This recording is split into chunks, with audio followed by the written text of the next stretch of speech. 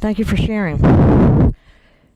And you might wonder what that has to do with Christmas, and I'll tie that together. But since we are so close with Christmas, I'm glad that a lot of people brought up about the hecticness and everything, and keeping the spirit of Christmas and knowing why we're in this season. And coming with that, most people, what are people always saying at this time? Are you ready? Are you ready for Christmas? You hear that all the time. Are you ready for Christmas? Right? People always ask, are you ready for Christmas? And then they start asking, well, what did you get for so-and-so? Or after Christmas, what did you get? What are you giving? That kind of thing. And it's all about, getting ready for Christmas, giving gifts. And giving gifts is a big thing. It's about giving. It's about giving. But when we come down to giving then, what do we give? What is the most important thing to give? And of course, when we say, what's the most important thing to give, what do people answer? Love. And I thought about that. Most important thing to give is love. Now, I do wedding ceremonies, lots of wedding ceremonies, and when I personalize wedding ceremonies, I ask the couple to answer so that the other person don't know their answers or whatever, different things, and one of them is, how do you define love? And it's interesting because every answer that I get, I don't think I've gotten two answers that are the same on how people define love. And it's usually goes to how they feel about their partner when they define love. And I thought about that. And I've been working on this in my mind and my heart for a long time now, is the concept of love. And I realized that, we say the best thing to give is love. But how many of us actually know how to give love, or how do we give love? I like when Wayne Dyer says, when you squeeze an orange, what comes out is orange juice. To be able to give love, we need to have that love inside. And I think a lot of us, when we think about love like the maternal or the paternal, love for our children, love for our spouses, love for our parents, that kind of thing. But it's hard to really understand the concept of love for mankind, loving our enemy, loving those that are unlovable. And that's what we're asked to do, not only at Christmas time, but all the time. And I thought about, giving, what do we give for Christmas, and how can we give love? And how can we give love if we really, truly don't understand the concept of that kind of love? So let's talk about the concept of that kind of love. Charles Fillmore says, God is not loving. God is not loving. Yeah, God is love. God is love. And I was driving to work the one night, and I saw this sign that said, give Christmas gift certificates. And of course, the M was down, just like I have in your bulletin. The M was, had fallen off. So it said, give Christ as Christmas gifts.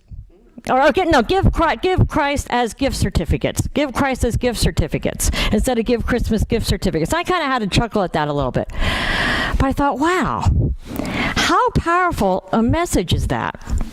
Think about that. Give Christ as Christmas gifts. Now, in Unity, when we greet somebody or when we want to give a special blessing, we say, we behold the Christ in you.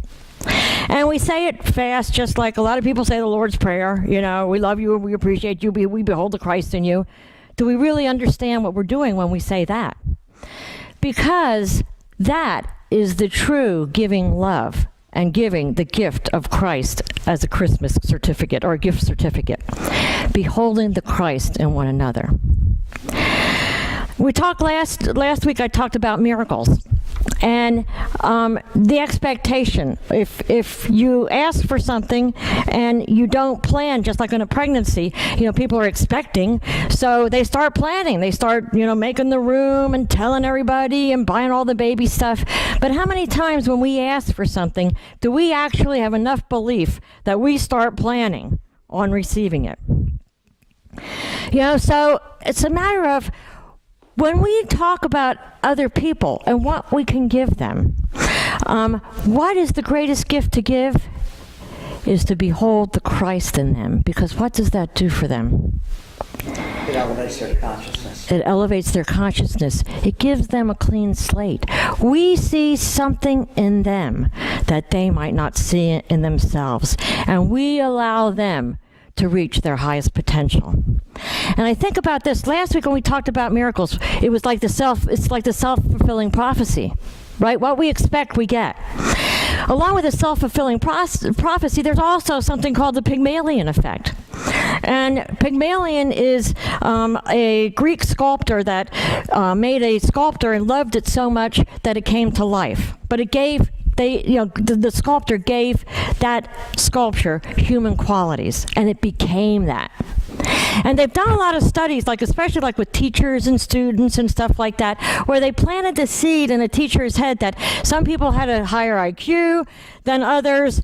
And at the end of the time that this study went on, those people that, and even though there were no higher or lower IQs, I think they were all about the same. But the people that the teacher thought had those higher IQs, they did better, because she saw something different in them than what was there. The same with somebody that's not as bright or whatever. If you tell them that they're not as bright, the teacher saw something that wasn't there in them that was there in them. And they started doing, and I didn't never realize this until I started doing research on this message, but they did that on the same thing with the teacher, with the students about the teachers, planting a seed as far as how good the teacher was going to be in the students. And it ended up that the teacher brought on those qualities and was not as effective as they usually were or whatever when the person had that perception. I thought, wow, how powerful is that? To give that gift to somebody else to be all that they can be. And isn't that really giving the gift of love? Isn't that giving God? Because you're giving God qualities to those people. When you see the best in somebody, you're bringing out that God quality. And that is the biggest gift that you can give, because that's a gift certificate. That's the gift that keeps on giving, because they become that. They become that. What we see them, they become that. And, I think we see that in everyday life is, sometimes, people, you say, boy, how can you stand that person? They're kind of really strange or whatever. But it's because that person doesn't see them that way. And they become that to that person. I belong in a group in Reading that we just started, the Happiness Project, and we started working on an elevator speech, and one of the lines was to provide the people of Reading an opportunity to be all that they can be. And that's what we need to give people, is that opportunity to be all they can be, to see the Christ within them. And then it's up to them. They still have free will. And in saying that, how many times do we want to change people into what we think they should do, what we think they should be, and that kind of thing, which is really doing them a disservice, because we're putting our limitations on them, because suppose they could be a lot more than what we want for them to be. Suppose they can flourish in a lot different area than what we think would be the best for them. It's a matter of just seeing the Christ within them and seeing the potential, and then letting it go. And that's hard, sometimes for kids and everything else, especially for kids. It's hard sometimes to let it go, to not think that we know what's best for everybody, what they should be doing, you should be doing this and that kind of stuff. But instead, to see the opportunity in them and to have them see the opportunity in themselves. And I know one of the biggest things, one of the things that made me feel the best, and I know I get, when I present and stuff like that, I get people saying things to me, but one of the things that really hit me the most and I hold most dear was, I talked to my son, and I always try to get him excited about what he can do, and he said to me, I love talking to you, because when I talk to you, I feel like I can do anything. And I said, you can. That's awesome. You can do anything. And that was one of the main things that was important to me, that I could give to my son, is the thought that he could do anything, and seeing the Christ in him. When we talk about loving our enemies, You know, it's one of the hardest things to do. And at Christmas time, you know, we're asked to love everybody, you know, spread that love to everyone, including our enemies. You know, that's a time when actually there's ceasefires. You know, we can stop then. If we can stop then, we can stop any time. I say, why must it only be Christmas? But we're asked to love our enemies. And the way we can love our enemies is to see the Christ in them, to see beyond the appearances of what might appear wrong, and to see the Christ. I mean, people like Hitler and all those people. They had people that loved them because they didn't see them as the torturous people that everybody else did. They saw something good in that person. And I think about, you know, when we do that and send that to other people, and that Laney, the Laney, I looked at that this morning. They had it on like ABC News. They had it on all the news, and it was in Reading Eagle. And if people don't know what it's about, there's a little girl, actually she just turned 8. Her birthday was, she just turned 8 years old, and she has a kind of leukemia that is terminal. And one of her wishes was for people to Christmas carol outside of her house. So I think like 7,000 people ended up. What? Go ahead. Yeah, but between 5,000 and 7,000 people, and she also had not personal, but contact with Taylor Swift. Yeah. She called her and saw her on Facebook. Yeah.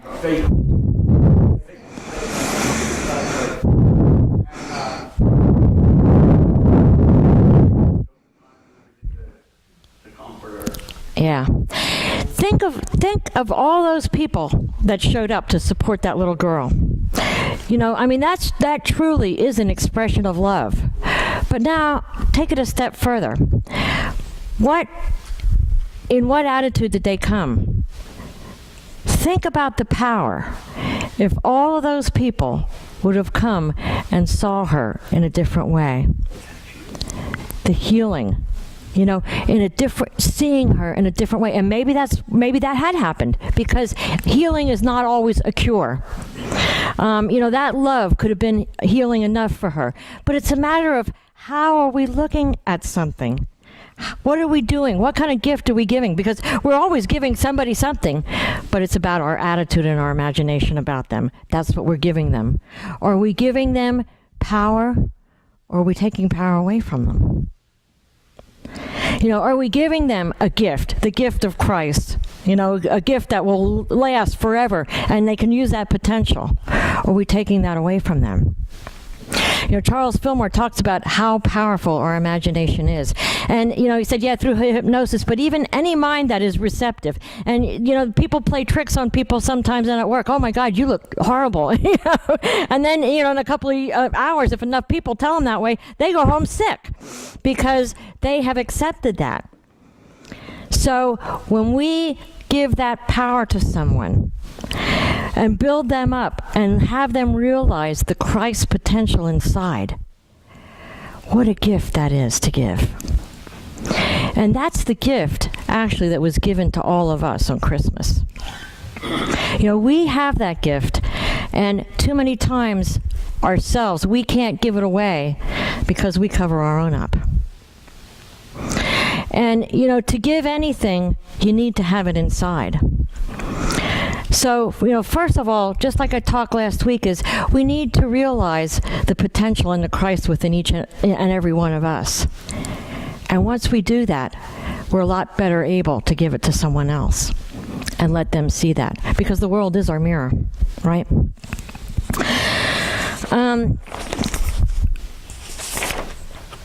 That Charles Fillmore, I love that Charles Fillmore reading.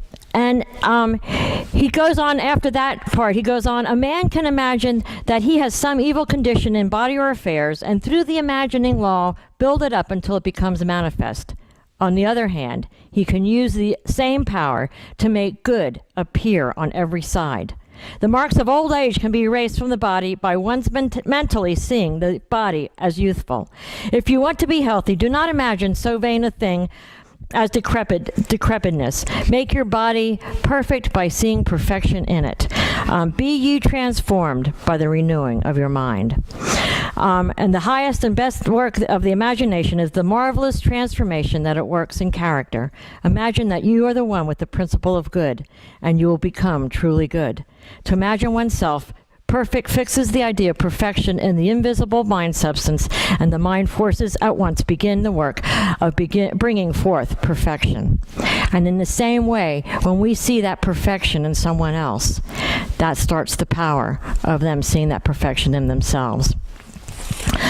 When we talk about changing ourselves, there was a thing about a king years ago. He went on a journey, and the road was hard. This was before they had shoes. The road was hard and stony and everything. He came back to the kingdom and he said, "This road is really hard. Look at my feet. They're all ripped up and everything. I want leather to be laid on all the roads across the whole kingdom." And somebody said, "Gee, that's going to take a lot of money, a lot of cows and everything else. We just can't afford to do that. But why don't you think about putting leather on your own feet?" And thus, that was the beginning of the shoe, but also the beginning of realizing that we have to change ourselves before we can change the world. So we have to see that potential in ourselves before we can see it in someone else. I love this story, and it's called Poison. But a long time ago, a girl named Lele got married and went to live with her husband and mother-in-law. In a very short time, Lele found that she couldn't get along with her mother-in-law at all. Their personalities were very different, and Lele was angered by many of her mother-in-law's habits. In addition, she criticized Lele constantly. Days passed days and weeks past weeks. Lele and her mother-in-law never stopped arguing and fighting. But what made the situation even worse was that, according to ancient Chinese tradition, Lele had to bow to her mother-in-law and obey her every wish. All of the anger and unhappiness in the house was causing the poor husband great distress. Finally, Lele could stand her mother-in-law's bad temper and dictatorship any longer, and she decided to do something about it. Lele went to see her father's good friend, Mr. Hong, who sold herbs. She told him the situation and asked if he would give her some poison so that she could solve the problem once and for all. Mr. Hong thought a while and finally said, "Lele, I will help you to solve your problem, but you must listen to me and obey what I tell you." Lele said, "Yes, Mr. Hong, I will do whatever you tell me to do." Mr. Hong went to the back room and returned in a few minutes with a package of herbs. He told Lele, "You can't use a quick-acting poison to get rid of your mother-in-law because that would cause people to be suspicious. Therefore, I will give you a number of herbs that will slowly build up poison in her body. Every other day, prepare some pork or chicken and put a little of these herbs in her serving. Now, in order to make sure that nobody suspects you when she dies, you must be very careful to act very friendly towards her. Don't argue with her, obey her every wish, and treat her like a queen." Lele was so happy. She thanked Mr. Hong and hurried home to start her plot of murdering her mother-in-law. Weeks went by and months went by, and every day Lele served specially treated food to her mother-in-law. She remembered what Mr. Hong had said about avoiding suspicion, so she controlled her temper, obeyed her mother-in-law, and treated her like her own mother. After 6 months had passed, the whole household had changed. Lele had practiced controlling her temper so much that she found that she almost never got mad or upset. She hadn't had an argument in 6 months with her mother-in-law, who now seemed much kinder and easier to get along with. The mother-in-law's attitude toward Lele changed, and she began to love Lele like her own daughter. She kept telling friends and relatives that Lele was the best daughter-in-law one could ever find. Lele and her mother-in-law were now treating each other like a real mother and daughter. Lele's husband was very happy to see what was happening. One day, Lele came to see Mr. Hong and asked for his help again. She said, "Dear Mr. Hong, please help me to keep the poison from killing my mother-in-law. She's changed into such a nice woman, and I love her like my own mother. I do not want her to die because of the poison I gave her." Mr. Hong smiled and nodded his head. "Lele, there's nothing to worry about. I never gave you any poison. The herbs I gave you were vitamins to improve her health. The only poison was in your mind and your attitude toward her. But that has been all washed away by the love which you gave to her." So it wasn't the mother, Lele was able to give her mother the gift of love, actually see her in a different perspective. And as she did that, she treated her differently and she changed. So, at this time of Christmas, when we talk about what are we going to give, what are we going to give, what are we going to give for a gift, it's important to think, what gifts do we give people on a daily basis? And what gifts can we start giving differently at Christmas? Give the gift that was given to us. And the gift that was given to us is the Christ inside. And once we realize that, we're able to give that gift to others. And as we give that gift to others, and they accept that gift, they'll start changing. They'll start becoming their potential. So that we behold the Christ. When we actually behold the Christ in someone, actually feel it and actually see it. See somebody differently, see the Christ within. And I thought about that. That's what that sign meant. Give Christ as a gift certificate. Because as we see the Christ in each and every one of us, we're giving them a huge gift. We're giving them the opportunity to become all they can be. And that's what we're asked to do. Any comments or discussion? Comment before on giving. You can't give something which you don't have. If you don't have it, you can't give it. You give. Yeah. You have to have it first. Another one was, there's Junior said, we are all one. We're another viewpoint of all that is.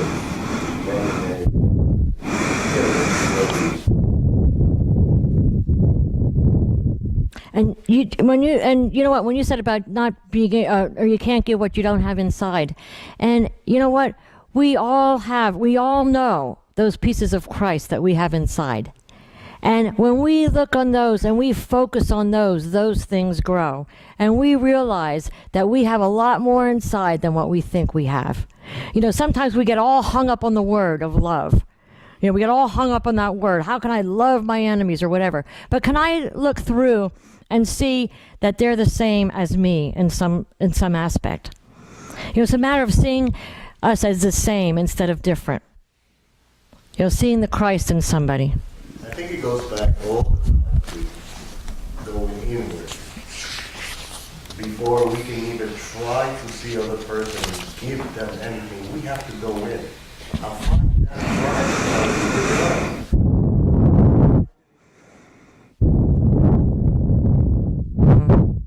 If not, we don't know what we're looking for. Yeah. And Jesus always, when he walked around and people said, how can you hang out with those tax collectors and the prostitutes and everything? He saw them differently. He saw the potential in them. He saw the Christ. He beheld the Christ in them. So. Go ahead. Someone Kroger worked for this chemo doctor who he would give them, it was minor stuff, but they would actually have to, chew chemo tablets for, throat cancer and stuff like that. And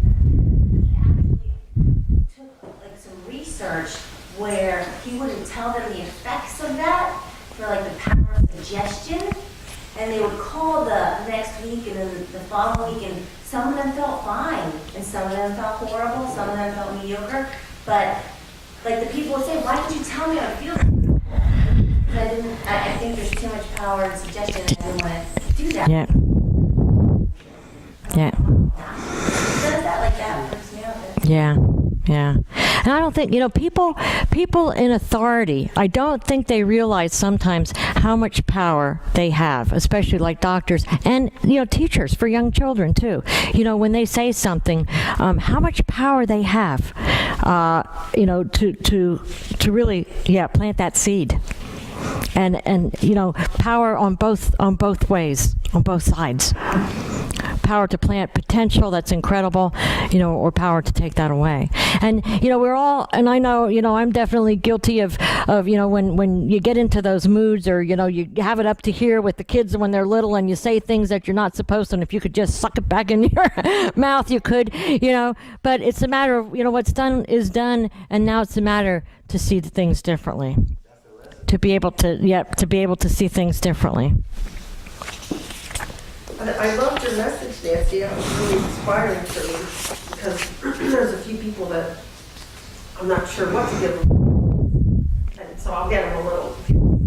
I want to write cards that I'm going to give them. Beholding the Christ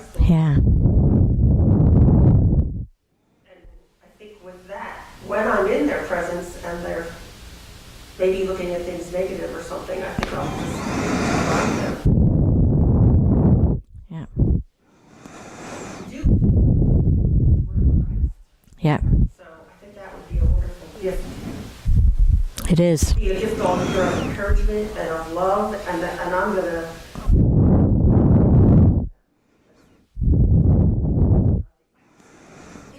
Yep. But for me, I'll change my outlook and say, I only see God in them. There is no negativity. Yep. And think about how powerful that is going to be once we have that tipping point where more people are seeing the God in each other than not. You know, how powerful that energy is. You cursed at me the other day.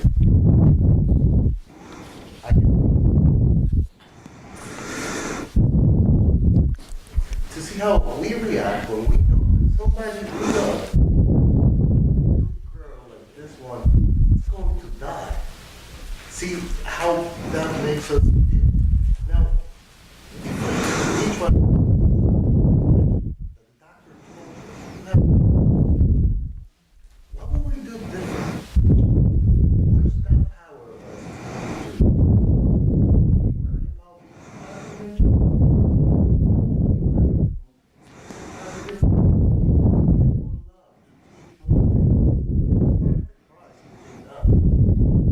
has that veil there. Sometimes we think we are so powerful that what happens out there is never going to happen to us. You know, and what you're saying reminds me of the poem, The Dash. It's, you know, it's, you know, how do we know how long that we have? So let's, you know, on a daily basis, live the way we want to live. Live, you know, with the Christ ideals. Live by seeing each other that way also. Live by seeing ourselves and everyone else that way. You know, take this time and really live it. Yeah. Anything else? Nancy. I'm sorry. Tell a little story. That's the truth. And it's going to take a few minutes. I was raised in a religion that did not use doctors.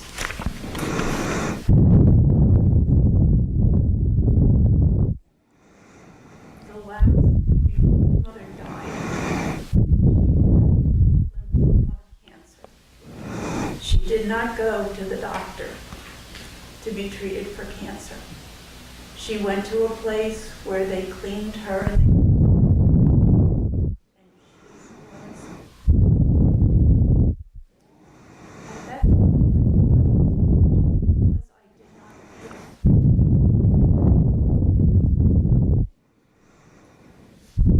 and my mother lived 3 years like this, okay? Then she called me, and I asked her if she could go to the doctor. And she did the next and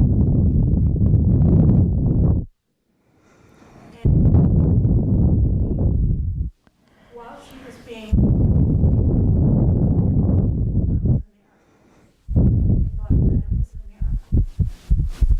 The doctor, my cousin, knew of a book that was written, and this doctor at Yale New Haven Hospital was a specialist, and he said,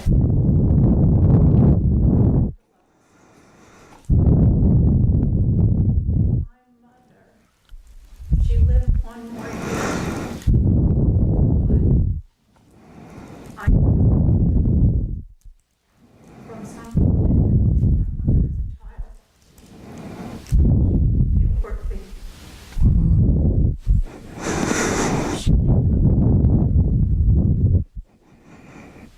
So it was this learning to love herself. That was the most, it changed her whole life.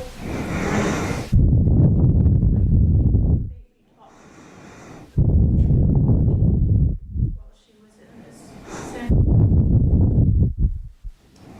So she got,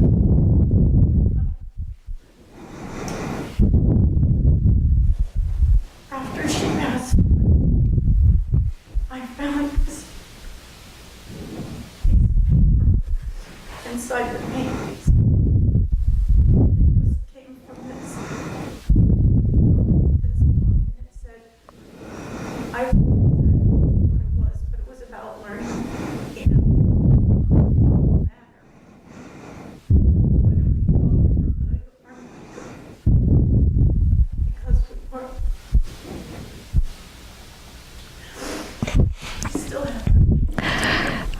And you know, that's a good point as far as giving somebody love or giving somebody the gift of the Christ is, you know, I know when people get into recovery and they are at the bottom of the barrel, they feel guilty, they feel, you know, lots of things, and most of the people are not loving themselves very much.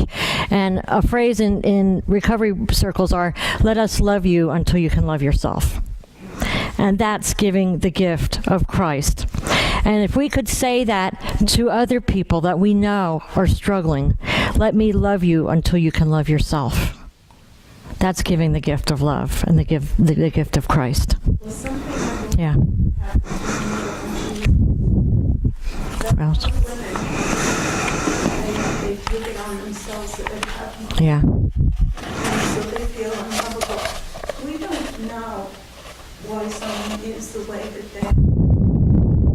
And yeah, and it really doesn't matter. And it really doesn't matter basically what happened. It's a matter of, right, it's a matter of us seeing things differently. Yeah, and allowing them and opening that door for them. Yeah.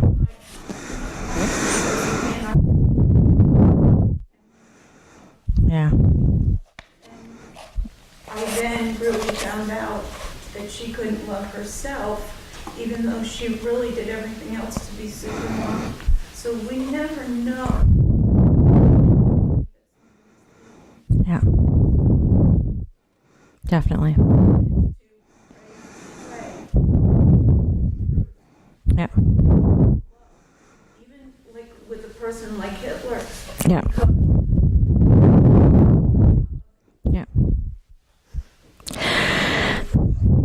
Thank you for sharing. So, okay, we'll take these thoughts into prayer or into meditation. And I just invite you to get comfortable in your seat. Just feel the seat supporting your body, the floor supporting your feet. Feel the energy of the room, that energy of heightened consciousness, that energy of the Christmas spirit, the energy of faith, of peace, of love, and of joy. And go deep within to that space where your Christ consciousness resides. That place of love. That place of God.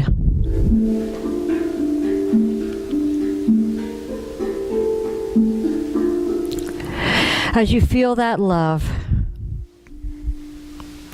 let it flow throughout your whole body.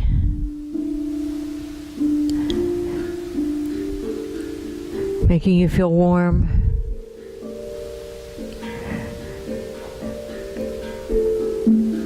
Giving you the knowing of being loved and being love itself. As you hold that feeling and that space,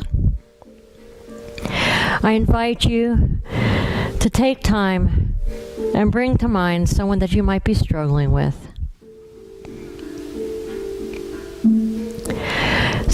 See them standing in front of you, holding up your hands and saying with all the love in your heart, I behold the Christ in you. I take this time to see beyond appearances,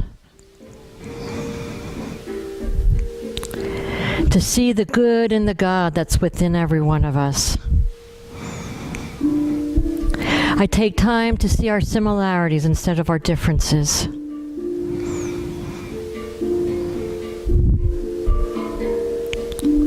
I take time to express the love that Jesus was able to express to those at that time that were deemed unlovable.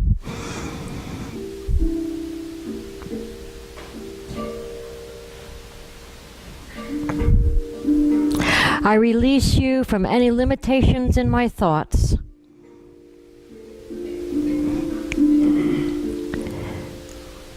And I'll allow you to go on with the opportunity to be all that you can be. And have the knowing that the Christ attributes reside inside you, just as they reside inside me.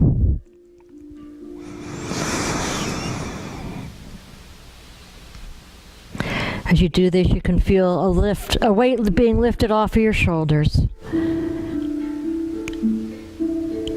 You can feel that love deepen inside.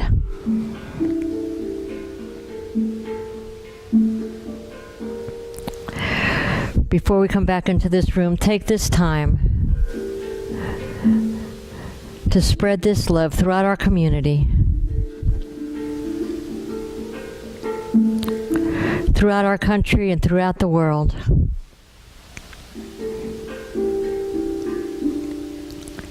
And see peace, love, joy, and harmony